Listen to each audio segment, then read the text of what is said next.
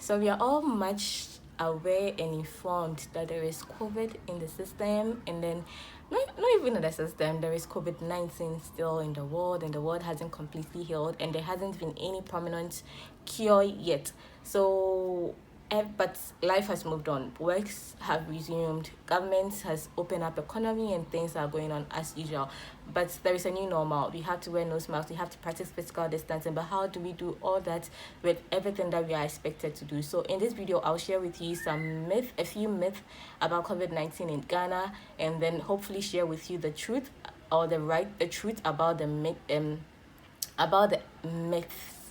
So yes, hi, Salam alaykum. My name is Rauda Salihs, and I'm a We54 African leader. We54 is an unconventional social movement that hopes to drive change in Africa by harnessing the potential of young African leaders to drive change in their very own small ways.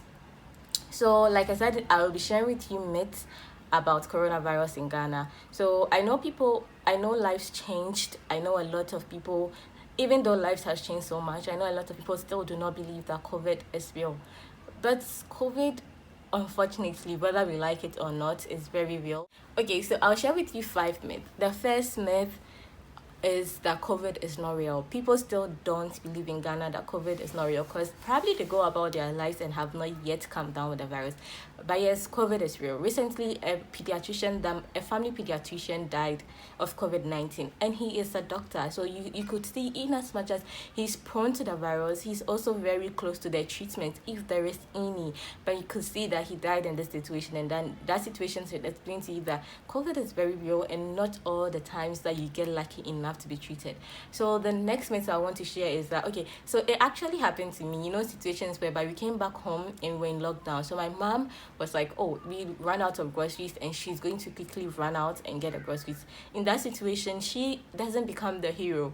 If she comes back home, God forbid, God forbid, but we are also prone to it. Like, if one person in the family has the virus, know that it's open, anybody else can get it. Do you get it? And then, like, so what I'm trying to say is that nobody becomes the hero in COVID-19 times. If you go out and contract the illness, you come back home and you are likely to, it's likely, very likely, like very, very likely to transfer this virus to your entire family if you're not very careful about it.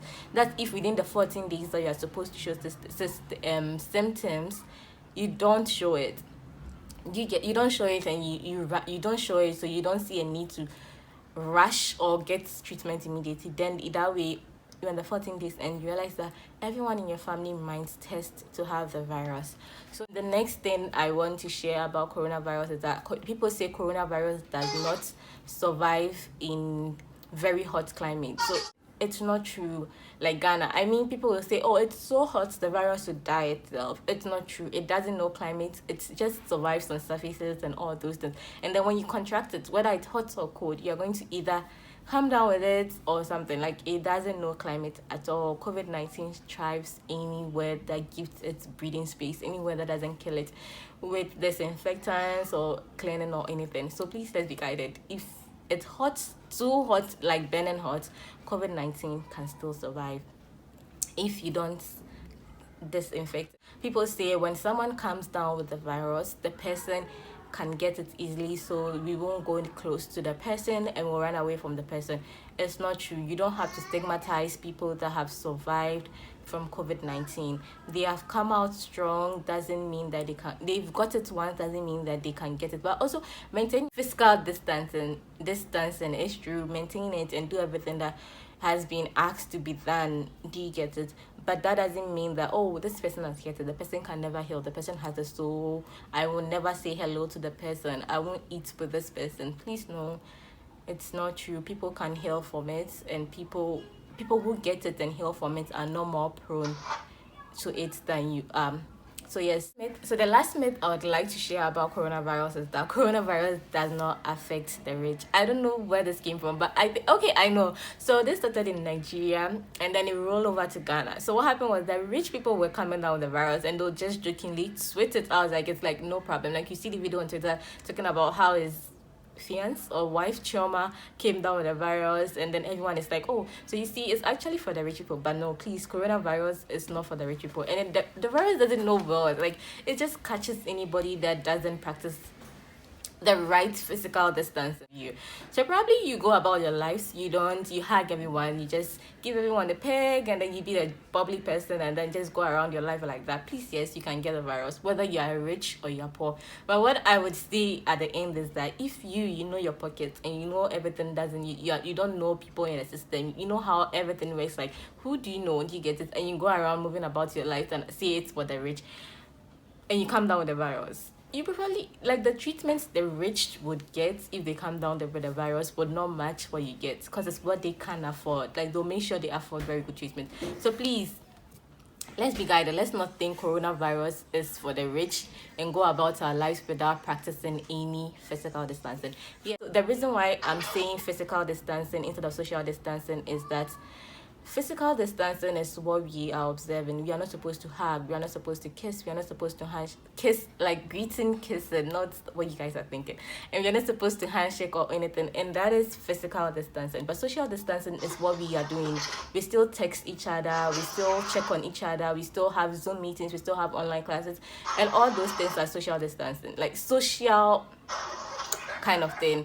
And since we are doing all those things, we can't say we are doing physical distancing with that. Do you get it? I don't know if so what I mean is social distancing, it's not valid on this. We still can check on each other, we still can call each other without actually having the physical interactions with each other. So yes, that is what I mean.